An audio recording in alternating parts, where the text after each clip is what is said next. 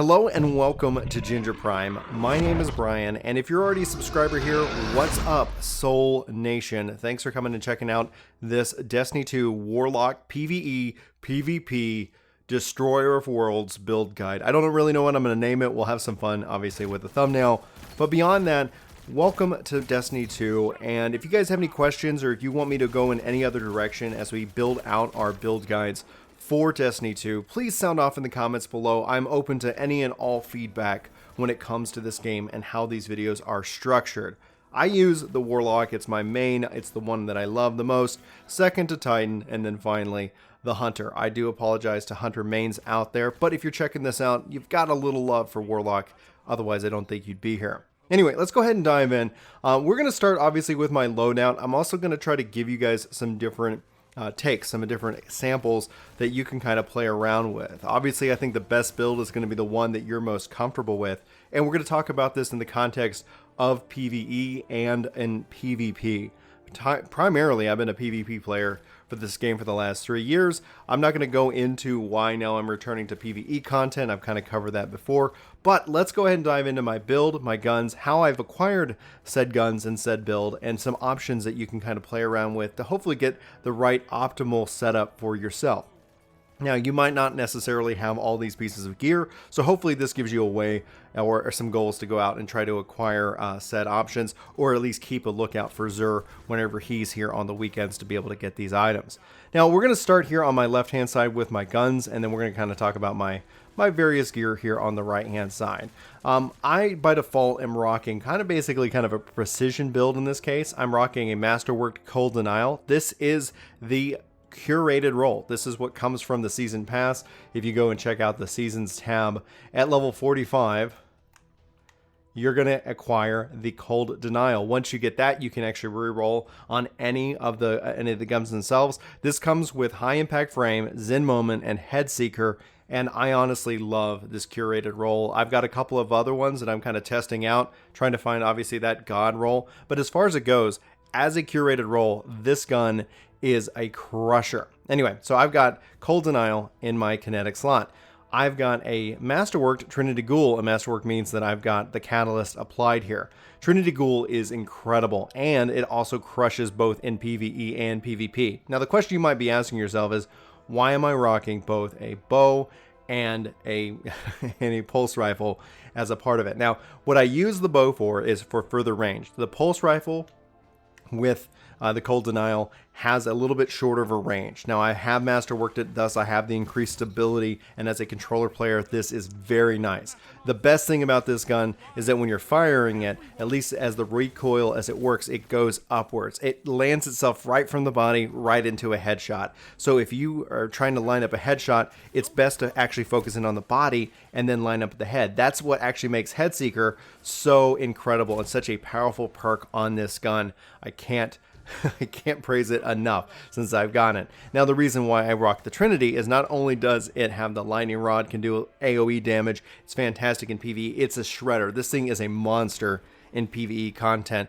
especially when it is masterworked. But what this also gives me the ability is that if for some reason Cold Denial isn't performing because it's a little bit too far out of range, I'm just not being able to connect or do enough damage to get the kill, well, Trinity Ghoul comes out. And if they're stacked up together, which, you know what, actually makes it happy on my end, then I'm also putting out some AoE damage. Now, as a pro tip when it comes down to PvP content, highly recommend that with this build, you make sure you always have a buddy. If you're getting caught on the left or the right side, meaning that you're going to be focused primarily with precision damage, well, that's going to be bad for you. So just try to find and make sure that you're not being kind of a solo warrior champion, at least in PvP. In PvE, you're going to have a lot more flexibility. You can get to a lot more different locations.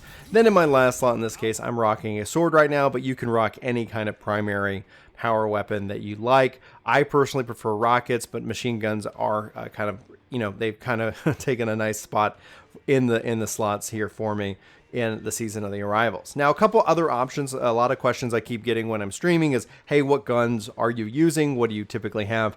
And so beyond Cold Denial, a couple options that you can have at your disposal is you can rock Hawthorne's Field Forged Shotgun. I really like how this shotgun feels. This gives me both in PvE and PvP that extra option in which that, especially in PvE, I can be using the bow, and then when I jump in, get up close, I can start, hitting them hard with the shotgun. You can see here I also have another Cold Denial that we're kind of testing out. I've got the Cerberus +1. This is also masterworked. I have yet to see the masterwork for the Cerberus Dream, the Catalyst, but this is an incredible gun as well. You've seen it probably previous videos of mine. Cerberus is an incredible auto rifle, highly recommended, incredible stuff. And then you have Outbreak Perfected. This is from a quest line that you're going to have to do, and we'll probably dive into that. I would recommend that you you look up Outbreak Perfected's quest line because it's totally worth the effort to go and get. Highly recommended. Cerberus, these are both world drops, and so is the Trinity Ghoul. So running Strikes, Gambit, you have the chance to have these things drop. So it's just about playing the game to get these to luck out and drop. If you're looking for some kind of option here, again, from the seasonal pass, that's how you're going to get this Cold Denial, and then from there you can unlock more Cold Denials from there. The Ace of Spades hand cannon, I'm not really a big hand cannon guy, but I'm trying to learn and get a little bit better with it, is a fantastic hand cannon. This is also following the quest line, and you're going to need the Forsaken expansion to be able to get that unlocked. All right, some options within the Trinity Ghoul category if you didn't necessarily want to take the bow.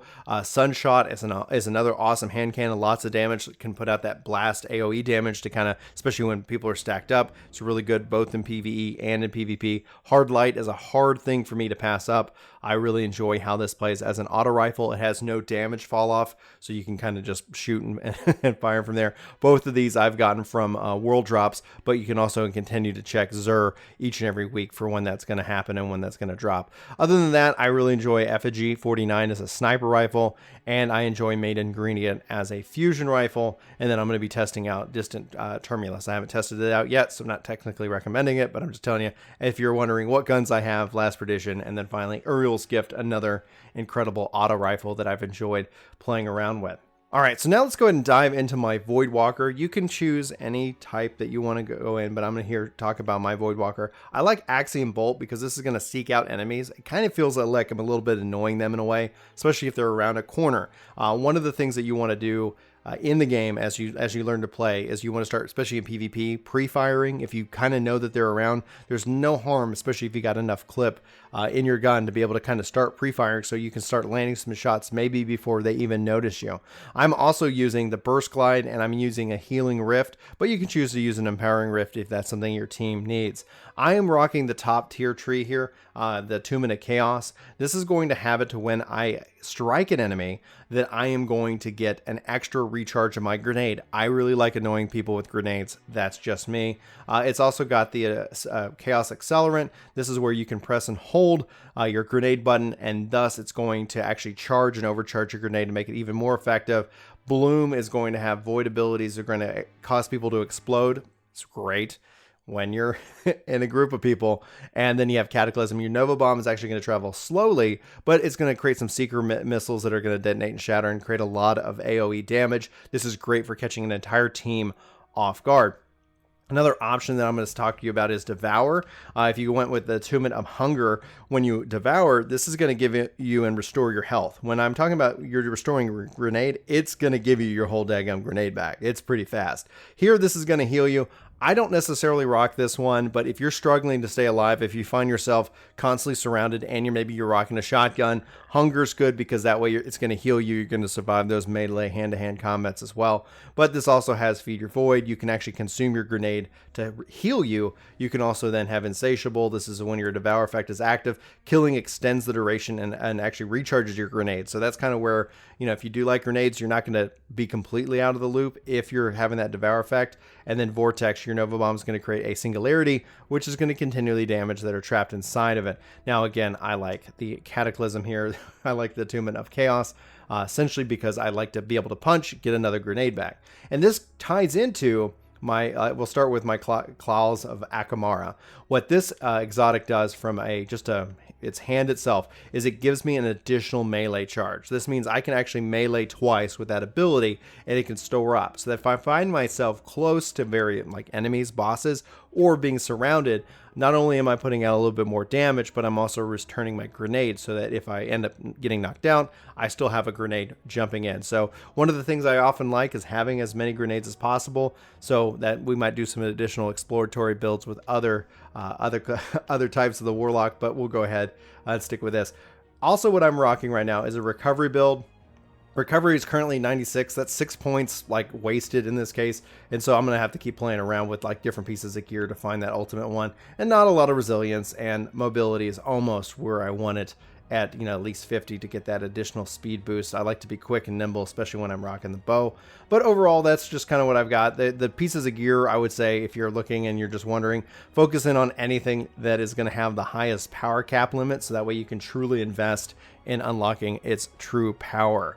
So that is my build when it comes to my subclass, my guns, and my gear, especially rocking the Claws of Akamara. I have a couple other melee ones if you want to just review these real quick. Aeon Soul, this is going to throw grenades, grants energy to nearby Aeon cultists. The Winter's Guile is melee kills increase melee damage. And then you have Cardian Armlets, which is melee kills restore health for a short duration. So I think these are best because I get 2 melee charges, but you could choose to go in whatever direction you want. I have a couple really cool things from the from the armor piece. Wings of Sacred Dawn. Dawnblade actually holds you in midair when you're aiming. Then you have Stormbreaker's Brace. This is each enemy defeated with Storm Trance is going to increase the damage you deal. And then finally, you have Planetary Torrent for the Vespers of the Radius. Rifts release the Arc Shockwave when cast. Rift energy recharges faster when you're surrounded by enemies. So that's a really good body piece that I enjoy. And lastly, I want to talk about, let's see here. It's the Traversing Steps. This is a fantastic exotic boot. If you don't have it, totally check it out. This is going to buff your sprint, and sprinting is actually going to reload your current weapon. So while you're running around, if you don't like to reload, and you whether you need to get out of dodge or you're just kind of running and you don't want to slow down to reload, these are boots that you're going to find that's going to be a really good piece. Now you can see here I've got Shotgun Scavenger on this one. This would be something better paired, in my opinion, with at least a shotgun. So that's where you see me rock Hawthorne over the over the Cold Denial in that case. Anyway, that's going to wrap it up. Hopefully this has been interesting. Let me know your feedback on this. If you have any questions about these pieces of gear, this is completely, I guess, new. I'm kind of stepping into the world of, Destiny 2 build guides. So if you find others that you like more, just let me know. I'm honestly open for any and all feedback when it comes to this guide and how it looks, how it's presented. So yeah, I'm all ears. I do thank you guys so much for tuning in and checking out this video, checking out this guide. Thank you so much in advance for your feedback, and thank you for being here. I love you and I love your faces. But for Ginger Prime, my name's Brian. Thanks to Ethan for hitting that join button over here on the channel, helping support the channel itself. Thanks to all of our new subscribers and more. Anyway, guys, if you want to check out any of my Destiny 2 gameplay or highlights and things like that, we do stream on Twitch Monday through Thursday, 5:30 a.m. Central, all the way till about 8:30-ish in the morning. So you can come check it out for any kind of content that you might enjoy. Anyway, hope to see you over there. Thanks for watching, and I'll see you next time. Take care. Thanks for watching this video. I hope you enjoyed. This video is sponsored by me. If you guys like podcast and long form content, I hope you check out Ginger Gaming Radio. Link will be in the description of this video below. So if you're still watching this video, thank you, and check out the new channel for more content, and hopefully you enjoy. Thank you.